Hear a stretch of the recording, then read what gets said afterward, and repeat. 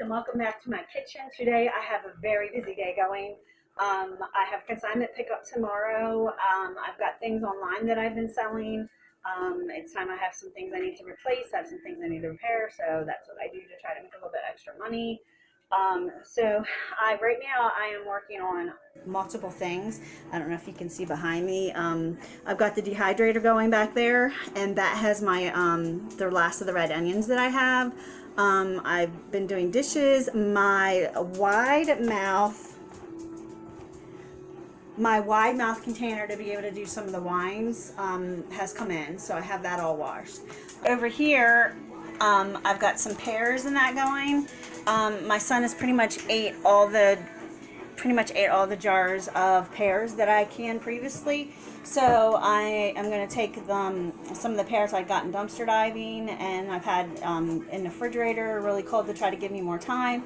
So I've already got my jars in here. They've already been sterilized, and I'm going to do some jarring of the pears. I know I didn't post last time when I did those, so I figured I'd do that. I also have I've got some of the onions dehydrating, but I also looked up how to do homemade onion rings, so I'm hoping to do a little bit of that later. We'll see how much time I have. Okay, so the first thing that we're going to do, we're going to work on our pears. So I'm going to go ahead, I'm going to cut off both tips of my pears. And I have my scrap bowl. I have 1/3 cup of lemon, and then I have everything here that I need. So I'm going to go ahead and just cut all the ends off. I'm not doing a lot of pears, I'm just using what I have. I just don't want them to go to waste, and like I said, my son is completely out. He's going through all the pears that I've already previously done. So I have 6 cups of water in this, and to do the juice that we're going to use in it, I'm going to use the sugar water. So I'm going to make my own rather than adding juice in there, so that way I just prefer doing it that way. So I'm going to start out. I've got 6 cups of water, and no matter how much water you use, it's 1 cup of sugar per 6 cups of water. So I've got my jars that are over there cooling off a little bit that have already been sanitized, and I'm going to peel all of my pears. I really do not like this peeler. I actually like the old style better, that has the tip on it, and you can, it's like literally wrapping around it, but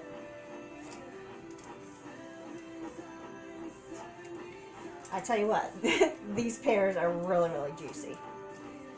So, sorry it's noisy in here. I got my fan going. I turned off my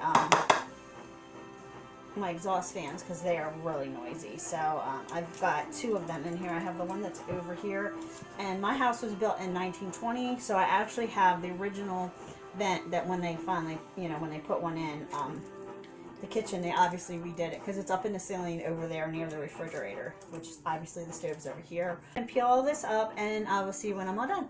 So I am actually almost done. I'm just doing everything by hand because the peeler, these things are soft and juicy, and it was just tearing them up. So I am skinning them, and I'm also getting out the core of it.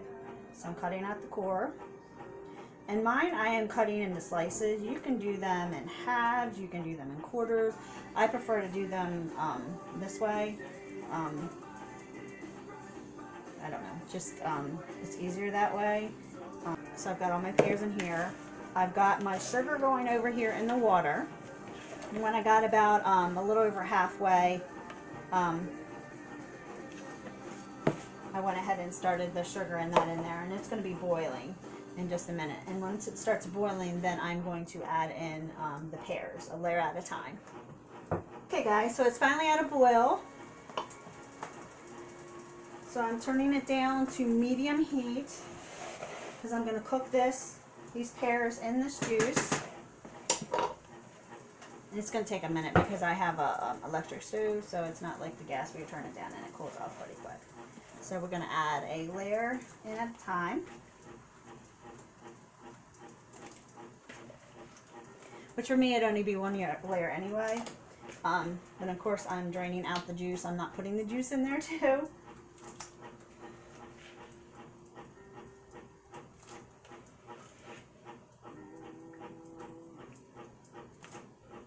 Okay, so my pears are in here, so I'm going to let this cook for about 5 minutes over medium heat.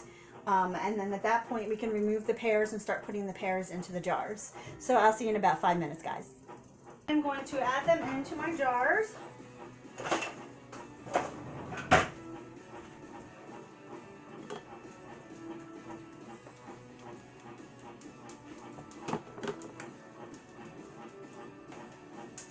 Now I could probably just do it as one jar, but I'm going to try to split it to have at least 2 jars.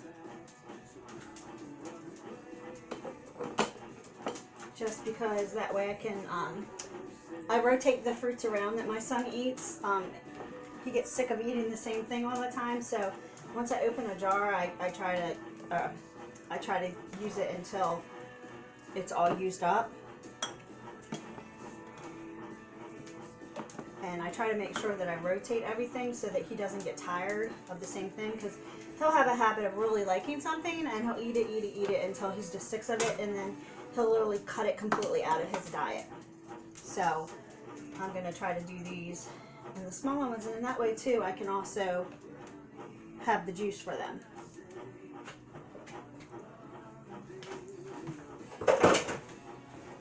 Okay.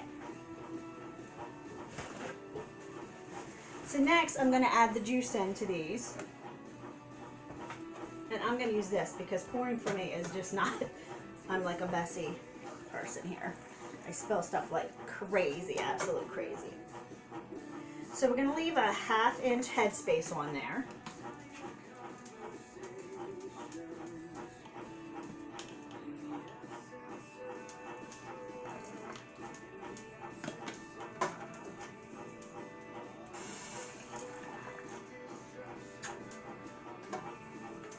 And it's good timing. There's some bruising in that one, these pears, so I'm doing it perfect timing because I didn't want to lose the pears.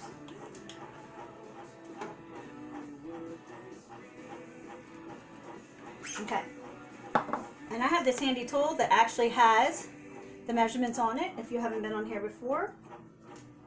And then that way it assures that I'm putting the correct amount of headspace on there, because you have to leave enough air space in there when you do this.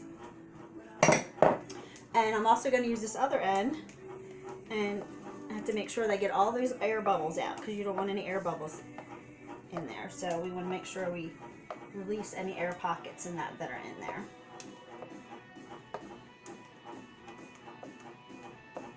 Okay, and then I double check, and I can add just a tiny bit of the juice in there of these, just a little bit.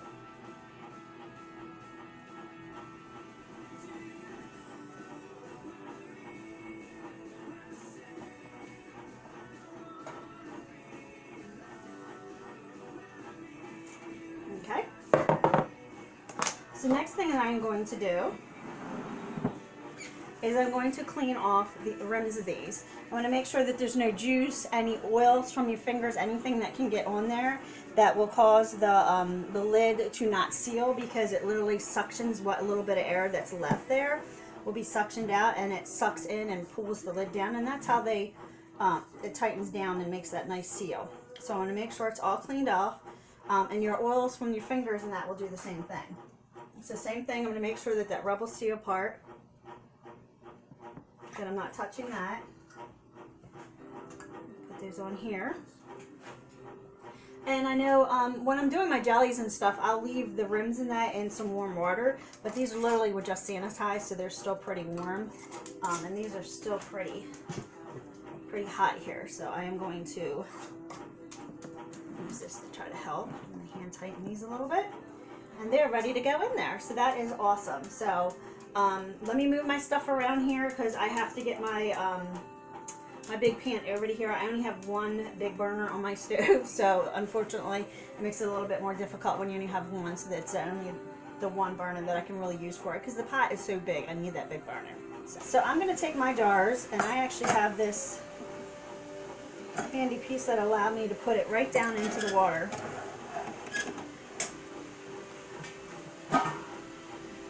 And of course, if your jars are hot, you don't want to put it into freezing cold water.